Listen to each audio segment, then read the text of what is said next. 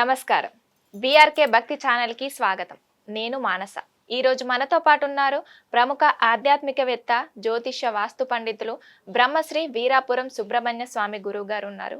గురువు గారిని అడిగి మనకు ఉగాది నుంచి 12 రాష్ట్రాల వారికి ఉగాది నుంచి ఎలా ఉండబోతుంది, వారి యొక్క ఆదాయం, రాజపూజం గురించి అడిగి తెలుసుకుందాం. నమస్కారం గురువుగారు. శుభాశీస్సులండి. గురువుగారు, మీనరాశి వారికి ఉగాది నుంచి ఎలా ఉండబోతుందో తెలియజేయండి. అలాగే అమ్మా. శ్రీ శాలివాహన శకం శ్రీ విశ్వవాసునామ సంవత్సరం చైత్రశుద్ధ పాఠ్యమి ఆదివారం మొదలుకొని మనకు ఉగాది నూతన సంవత్సరం. అలాగే మనం ప్రతి రాశి గురించి చెప్పుకుంటూ ఉన్నాం. అయితే మనం ఎన్ని చెప్పినా ఎన్ని చేసినా అందరికీ దేవుడే దిక్కు. అయితే ఎవరికైనా సరే, నాకైనా సరే, చెప్పే వాడిని నాకైనా సరే, చూస్తున్నటువంటి మీకైనా సరే, ఎవరికైనా కూడా చివరిగా భగవంతుడే మనందరికీ మార్గదర్శం. అయితే మనుషులను నమ్మడం కన్నా కూడా భగవంతుడిని నమ్మిన వాడు బాగుపడతాడు. మనుషుల్ని నమ్మడం కన్నా భగవంతుడిని నమ్మిన వాడు ఎప్పటికైనా బాగుపడతాడు అన్నదే మనం చెప్పేది. ఎవరు చెప్పినా కూడా ఇదే. అయితే మనం 12 రాశులకు గాను చివరి రాశి మీనరాశి. ఈ యొక్క మీనరాశి వారికి ఆదాయ వ్యయములు చూసుకుంటే ఆదాయం 5, అలాగే వ్యయము కూడా 5. అంటే సంపాదన 5 ఉంటే ఖర్చు కూడా 5 ఉంది. అంటే సమానంగా ఉంది. అయితే ఇక్కడ మనకు అధికంగా అప్పు లేదులేండి, భయపడాల్సిన అవసరం లేదు. అదే మన సంపాదన అంటే ఏంటంటే మనం ఎంత సంపాదిస్తుంటామో ఆ సంపాదన మళ్ళీ ఖర్చు అయిపోతూ ఉంటుంది. అయితే ఇక్కడ సంపాదన ఖర్చు 2 సమానంగా ఉండడం వల్ల ఈ రాశి వారికి పర్వాలేదు అనిపించినప్పటికీ, అలాగే రాజ్యపూజ్యము అవమాన విషయాల్లోకి వచ్చేటప్పటికి గౌరవార్థం 3, అలాగే అవమానం 1. ఇక్కడ గౌరవం 3, అవమానం 1 అంటే అధికంగా గౌరవార్థం ఉంది కాబట్టి ఈ రాశి వారికి కష్టే ఫలి, కష్టానికి తగినటువంటి గుర్తింపు లభిస్తుంది. అలాగే వీళ్ళు కష్టపడినందుకు ప్రతిఫలం దక్కుతుంది. కాకపోతే ఇక్కడ కొంత అప్పుడప్పుడు అవాంతరాలు, ఆటంకాలు అధికంగా ఎదురయ్యే అవకాశం ఉంది ఈ రాశి వారికి. ఎందుకంటే ఈ రాశి వారికి ఆర్థికపరమైనటువంటి విషయాలలో కానీ, అలాగే ఆరోగ్యపరమైన విషయాలలో కానీ 6వ ఇంట శని ఉండడం వల్ల ఈ రాశి వారికి అధికమైనటువంటి శని ప్రభావం వల్ల ఆరోగ్యపరమైనటువంటి ఇబ్బందులు, చేసే పనులలో మధ్యలో ఆటంకాలు ఎదురయ్యే అవకాశం. అంటే ఏదన్నా నూతన వ్యాపారాలు మధ్యలోనే ఆగిపోయే అవకాశాలు ఉన్నాయి.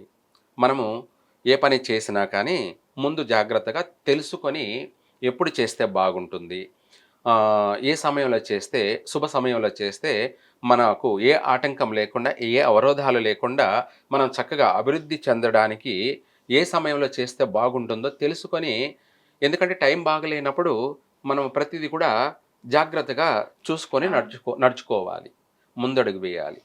ఎందుకంటే నష్టపోవడం కన్నా, చేతులు కాల్చుకోవడం కన్నా ముందు జాగ్రత్తగా ఆ నష్టమే జరగకుండా మనము మంచి అభివృద్ధి మార్గంలోకి వెళ్ళాలంటే గురువే మార్గదర్శకుడు.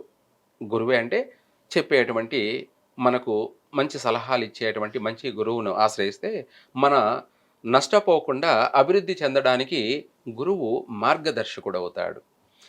ఇక్కడ గురువు, అలాగే అంతరిక్షంలో బృహస్పతి గురువు. అలాగే గురుబలం అనేది ప్రతి ఒక్కరికి కావాలి. ఆ గురుబలం ఎప్పుడైతే ఉంటుందో మనం ఏ పని చేసినా కూడా కలిసి వస్తూ ఉంటుంది ప్రతిదీ.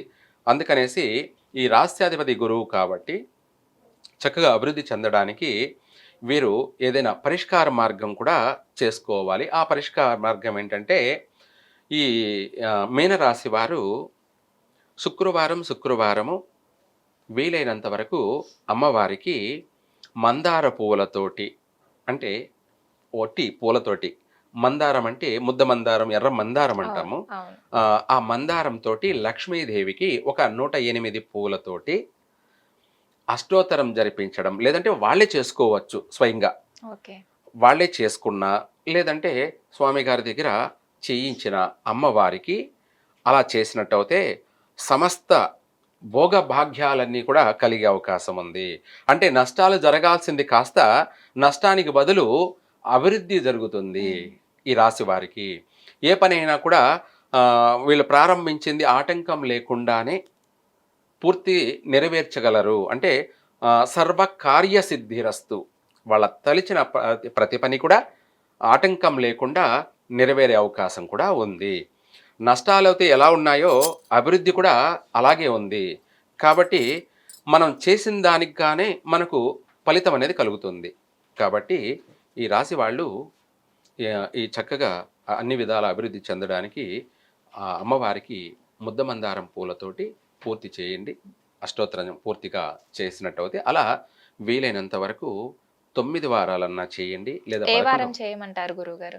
శుక్రవారం ఓకే. కానీ, ఓకే. లేదా మంగళవారం కానీ, ఈ 2 వారాలలో ఏ రోజైనా సరే లక్ష్మీదేవికి ముద్దమందార పూలతోటి వీళ్ళు అష్టోత్తరం చేయించి, అష్టోత్తరం అంటే వాళ్ళే చేసుకోవచ్చనమాట. ఉమ్, అందరికి చేసుకునే విధంగా మనం ఇచ్చినటువంటి సలహా.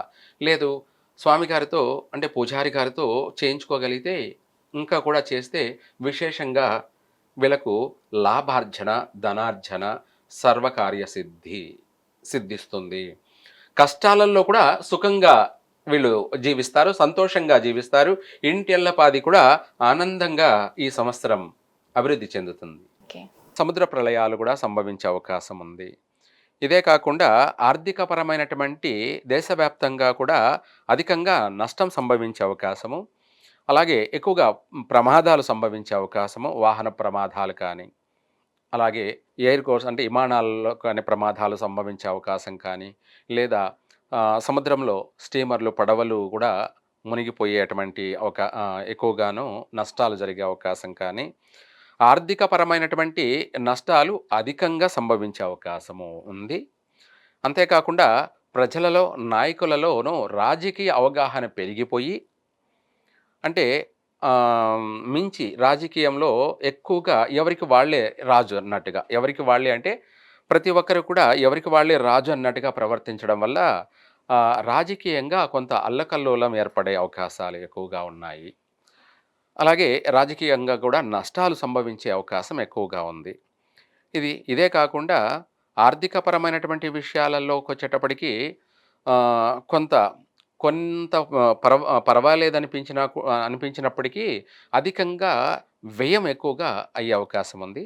ఈ సంవత్సరం ఏది ఏమైనా కూడా ఆధ్యాత్మికంగా దైవ చింతనతోటి ఎక్కువగా దేవాలయ దర్శనాలు, దైవారాధన వల్ల ఇవి అన్నీ కూడా వీటన్నిటి నుంచి కూడా తప్పించుకు తిరుగువాడు దన్నీడు సుమి అన్నట్టుగా రాబోయే ఉపద్రవాలన్నిటినీ కూడా మనం తప్పించుకోవాలంటే ఒకటే మార్గం, అదే దైవ దర్శనం.